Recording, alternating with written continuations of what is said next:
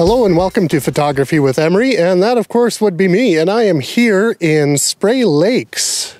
Right behind me there's a big lake, and well, it's going to be a photography episode on landscape photography, so I hope you enjoy it, and let's get started.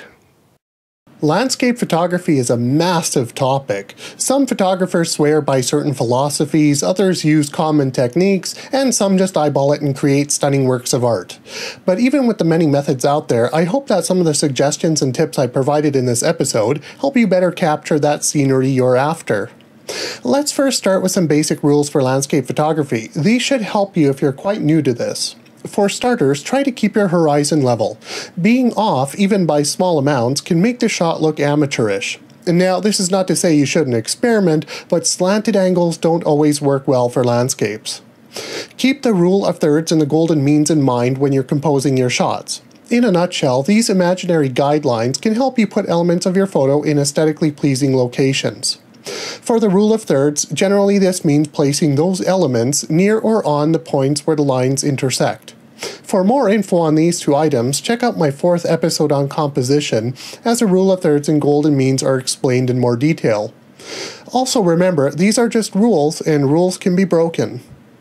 In most cases, shoot with your lens stopped down. In other words, use smaller apertures, let's say around f5.6 to f8. Most lenses have a sharper image when stopped down versus being wide open, and you'll also ensure a larger depth of field. More sharpness in a landscape image is usually a good thing. Be mindful of your white balance setting, which is especially important if your camera is set to only save photos in JPEG format. It's very difficult and in some cases impossible to fix a poorly white balanced image. The other alternative is that you can also save your photos in RAW format, so even if you get it wrong, you can change it later using various image editing programs. For more on white balance, check out my 7th episode. Also, landscapes are shot, well, in landscape, not portrait orientation. But again, don't feel too restricted by this, as I've personally seen some great landscape shots that worked well in a portrait stance. Lighting can also make a difference in your shots. Here's a quick segment I recorded near a pathway where I talk a little about this.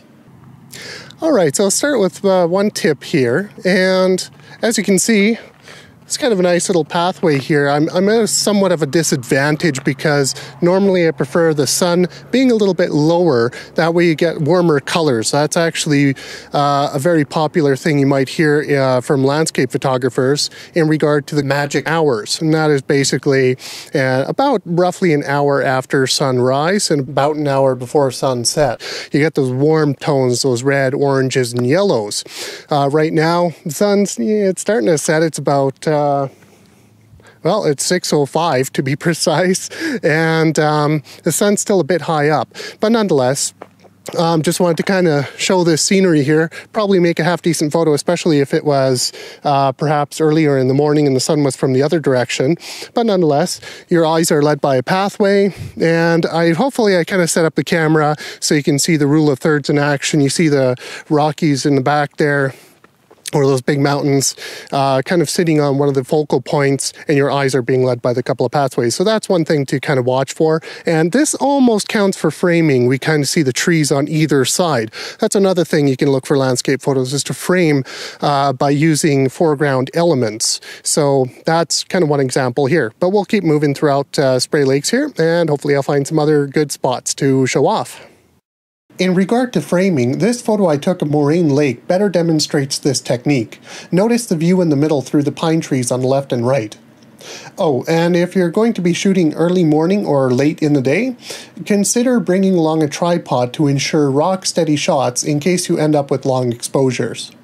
Another thing to look for are natural, and in some cases even man-made, lines that help guide the eyes around the photo. In this case, the road caught my eye, as well as the progression of the mountain range. Notice I also made the decision to convert this photo to black and white, as the color version just didn't quite appeal to me.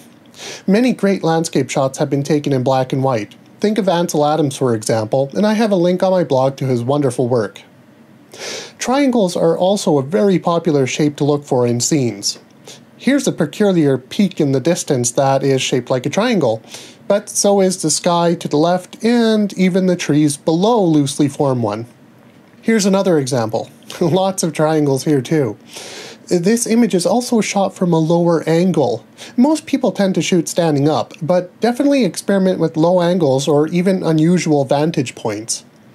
Foreground elements can also add interest to your images, so examine your surroundings to see if you can add such details. I'd also recommend that you try out a circular polarizing filter. Not only can such a filter reduce reflections off the surface of lakes and rivers, as you can see in this example here, but just take a look at the dramatic difference it can make on the sky. In addition, they can also help bring out the colors in a scene. If you want to learn more about polarizing filters, then check out episode 9 of my series. Lastly, many landscape photographers utilize graduated neutral density filters to help get a more even exposure throughout the picture.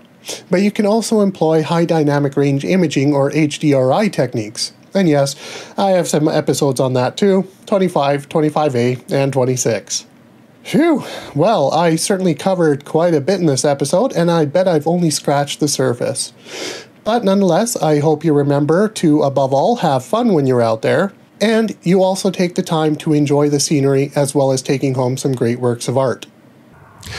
Well, I hope you found that episode interesting, and as usual, I will be writing a supplemental blog post on it, and as well, you can find links on my blog for Facebook and Twitter, and if you haven't already, please do subscribe, and that way you can keep up to date with my all sorts of videos that I do, as well as lots of other photography episodes coming up. By the way, you can submit your request to me. This episode was in fact a request, so I hope to see you next time. Take care.